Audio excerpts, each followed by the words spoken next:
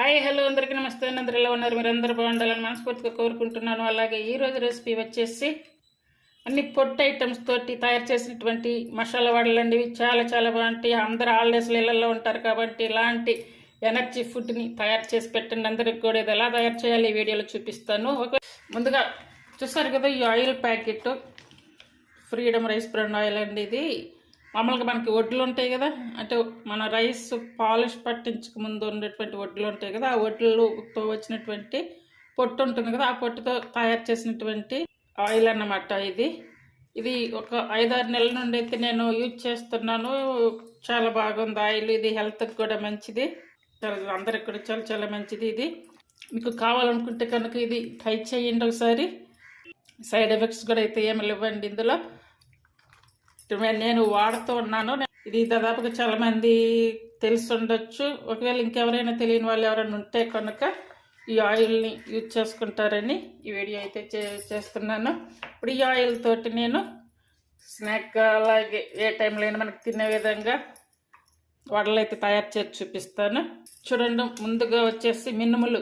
ఈ మినుములు ఉంటాయి కదా, అది మినపప్పు మినుములు. ఇవి వచ్చేసి 2 గ్లాసులు అయితే తీసుకున్నాను అన్నమాట. అలాగే అలసందలు. ఈ అలసందలు వచ్చేసి తెల్ల అలసందలు అన్నమాట. ఇవి వచ్చేసి 1 కప్పు. ఇవన్నీ కదా శనగపప్పు, అదే పచ్చెనగపప్పు ఉంటాయి కదా, ఈ పచ్చెనగపప్పు వచ్చేసి 1/2 కప్పు. ఈ మూడింటితోటి అయితే మీకు ఇప్పుడు స్నాక్ రెసిపీ తయారు చేసి చూపిస్తాను అన్నమాట. ఇవి మంచిగా కడిగి క్లీన్ చేసి పెట్టుకోవాలి. అంటే మనకి టైం ఉంటే కనుక ముందుగా నానబెట్టి పెట్టుకోవచ్చు. ఒకవేళ టైం లేదనుకుంటే కనుక కొంచెం హాట్ వాటర్ పోసి ఒక 2 గంటలు అలా నానబెట్టేసుకుంటే కనుక సరిపోతుంది.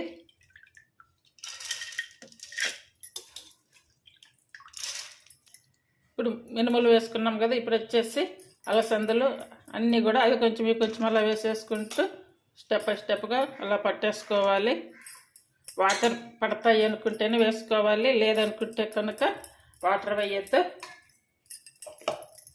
ఇప్పుడు ఇందులో వేసుకున్నాం కదా, ఇది వచ్చేసి కచ్చా పచ్చగా అయితే పట్టుకోవాలి. చూడండి, ఇలా అయితే పట్టేసుకోవాలి. ఇలా పొట్టుతోనే తీసుకోవడం వల్ల ఆరోగ్యానికి కూడా చాలా మంచిది. వాటర్ వేసి పట్టుకోవడం వల్ల ఏంటంటే ఆ పిండి పట్టేటప్పుడు అంతా కూడా మెత్తగా వస్తుంది. అలా కాకుండా వాటర్ వేయకుండా ఇలా మనకి ఎంతవరకు వస్తుందో అంతవరకే ఇలా పట్టేసుకోవాలి. ఇప్పుడు ఇదంతా ఇలా పట్టేసుకున్నాము కదా, ఇప్పుడు ఇందులో కావాల్సినవన్నీ అయితే తయారు చేసుకోవాలి. పప్పులన్నీ ఇలా పట్టుకున్నాము కదా, ఇప్పుడు వచ్చేసి చూడండి, సోంపు జీర 2 కలిపి మిక్సీ పట్టినటువంటి పౌడర్ అన్నమాట. ఇది వచ్చేసి 1.5 స్పూన్. 1.5 స్పూన్ అంటే ఇది చిన్న స్పూన్ అన్నమాట ఇది. అలాగే ధనియాల పౌడర్ 1/2 స్పూన్ వరకు వచ్చి పసుపు, అల్లం వెల్లుల్లి. ఈ అల్లం వెల్లుల్లి పేస్ట్ వేసుకోకుండా ఇలా సన్నటి ముక్కలుగా కట్ చేసుకుని వేసుకోవాలి. ఇది వచ్చేసి 1/2 స్పూన్ వెల్లుల్లి. అల్లం ముక్కలు వచ్చేసి 2 స్పూన్లు అయితే వేసుకోవాలి. కరివేపాకు, కొత్తిమీర ఈ 2 కూడా సన్నగా కట్ చేసి వేసుకోవాలి. అలాగే సన్నగా కట్ చేసినటువంటి పచ్చిమిర్చి. మీకు కొంచెం స్పైసీగా కావాలి అనుకుంటే ఇలా కొంచెం అన్నీ వేసుకొని అలా తయారు చేయండి. స్పైసీగా అవసరం లేదనుకుంటే కనుక ఈ పౌడర్లో వేసుకోకుండా చేసుకోవచ్చు. ఇవి వచ్చేసి ఉల్లిపాయ వచ్చేసి ఒక బిగ్ సైజ్ ఆనియన్ ఒకటి తీసుకొని ఇలా అయితే కట్ చేసుకోవాలి. పొడవుగా కాకుండా ఇలా ఈ టైప్లో అయితే కట్ చేసుకోవాలి చిన్న చిన్నగా. అలాగే టేస్ట్ సరిపడా సాల్ట్, కారం మీకు కావాలనుకుంటే వేసుకోవచ్చండి. నేనైతే ఇంకా కారం వేయట్లేదు. అలాగే గరం మసాలా. ఈ గరం మసాలా అనేది ఆప్షన్ అన్నమాట. ఇది వచ్చేసి 1/2 స్పూన్ వేసుకోవాలి. ఇప్పుడు ఇవన్నీ కూడా స్పూన్తో కాకుండా చెయ్యి పెట్టి అంతా కలిపితేనే మనకి అంత బాగా కలుస్తాయి. సమ్మర్లో దాదాపుగా పిల్లలు అలాగే పెద్దవాళ్ళు కూడా చాలామంది ఇళ్ళల్లో ఉంటూ ఉంటారు. అలాంటి వాళ్ళకి ఇలా పొట్టుతో కూడినటువంటి పప్పులతోటి ఇలా స్నాక్ రెసిపీ తయారు చేసి పెట్టండి. చాలా చాలా హెల్తీ ఫుడ్ అండి. ఇది ఆరోగ్యానికి చాలా మంచిది. ఇవి కలపడంలోనే ఉంటుందండి. ఇవైతే బాగా కలవాలన్నీ కూడా. పిండిలో ఇవన్నీ వేసుకుంటాం కదా, ఇప్పుడు ఆల్రెడీ ఉల్లిపాయలు కూడా కొంచెం నీరుగా ఉంటుంది. ఇట్లా ఇవన్నీ వేసి కలపడం వల్ల మనకి తెలుస్తుంది అన్నమాట వాటర్ సరిపోయింది లేదండి. ఇంకా వాటర్ అయితే అవసరం లేదు, డైరెక్ట్గా ఇలానే సరిపోతున్నాయి. చూడండి, మనం ఇలా కలుపుకున్నప్పుడు మనకి ఇలా ఈ ఉండ అనేది అయితే రావాలి. చూసారు కదా, ఇలా అయితే రావాలి. చుక్క కూడా వాటర్ అయితే వేయలేదు ఇందులో. చూడండి, ఇదైతే ఇలా కలుపుకోవడం అయితే అయ్యింది. ఇప్పుడు స్టవ్ మీద అయితే కడాయి పెట్టుకొని ఇందులో ఆయిల్ అయితే వేసుకోవాలి. చూడండి, ఈ రైస్ బ్రాన్ ఆయిల్ అని చెప్పా కదా, ఆయిల్ అయితే వాడుతున్నాను. ఇది చాలా చాలా మంచిదండి. ఫ్రీడమ్ కంపెనీ నుండి వచ్చినటువంటి రైస్ బ్రాన్ ఆయిల్ ఇది. మీకు వీలుంటే కనుక ఇది ట్రై చేయండి. అంటే ఎప్పుడు ఒకే ఆయిల్ కాకుండా అప్పుడప్పుడు కొంచెం ఆయిల్ చేంజ్ చేస్తూ ఉంటే కనుక మంచిగా ఇలాంటి ఆయిల్ని కొంచెం చేతికి ఇలా వాటర్ తేమ చేసుకొని నేనైతే ఈ సైజు తీసుకున్నాను. మీకు ఇంకా చిన్నవి కానీ పెద్దవి కానీ అలా కావాలంటే మీ యొక్క టేస్ట్ని బట్టి అలా అయితే తీసుకోవాలి. నేను ఈ సైజులో అయితే తీసుకొని ఇలా వడలు అయితే ప్రిపేర్ చేస్తున్నాను. మరి పల్చగా కాకుండా కొంచెం మందంగా అయితే రావాలి. ఇలా ఉండేలా చూసుకోవాలి. ఒకసారి ఆయిల్ కూడా కాగింది లేనిది చెక్ చేసుకొని వేసుకోవాలి. చూడండి, ఆయిల్ కూడా చాలా కలర్ఫుల్గా ఉంటుంది. ఇప్పుడు ఆవ నూనె ఉంటుంది చూడండి, ఆ టైపులో ఉంటుంది అన్నమాట ఆయిల్. ఇవి వేసుకున్నప్పుడు కంప్లీట్గా మీదకి మార్చుకుంటూ ఉడికించుకోవాలి. అవి వేసినప్పుడు వెంటనే గంట అయితే పెట్టి కలపొద్దు. 5 మినిట్స్ తర్వాత గంట పెట్టి ఇలా రెండు వైపులు అయితే తిప్పుకోవాలి. ఆను మిడిల్ ఫ్లేమ్ మీదకి మార్చుకుంటూ ఉడికించుకోవాలి.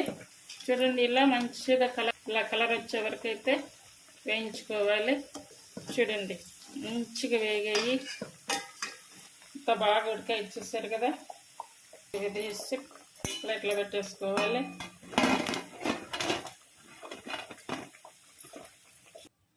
మళ్ళీ సిమ్ మీద పెట్టేసుకొని మిగతా అన్నీ కూడా ఇలానే వేసుకోవాలి.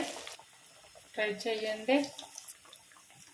ఇవన్నీ కూడా మనకి ఇంట్లో అందుబాటులో ఉంటాయి కాబట్టి ఎప్పుడు కూడా అప్పటికప్పుడు నానబోసుకొని టైం లేదనుకున్నప్పుడు కొంచెం హాట్ వాటర్ పోసేసుకొని ఇలా నానబెట్టేసి ఇలా తయారు చేసి పెట్టండి. ఇంటిల్లపాది తృప్తిగా తింటారు. అందరికీ కూడా మంచి ఆరోగ్యాన్ని ఇస్తుంది, మంచి శక్తిని ఇస్తుంది. చూడండి, లోపల కూడా చాలా బాగా వచ్చాయి. దీనికి కాంబినేషన్గా నేనైతే టమాటో రోటి పచ్చడి అయితే తయారు చేశాను. ఒకవేళ పచ్చడితో కాకపోయినా మీకు అది సాస్ అదే ఉంటుంది కదా, సాస్ తోటి అయినా కూడా తినవచ్చు. చూడండి, నచ్చితే కనుక ఫాలో అవ్వండి, చేయడానికి ట్రై చేయండి.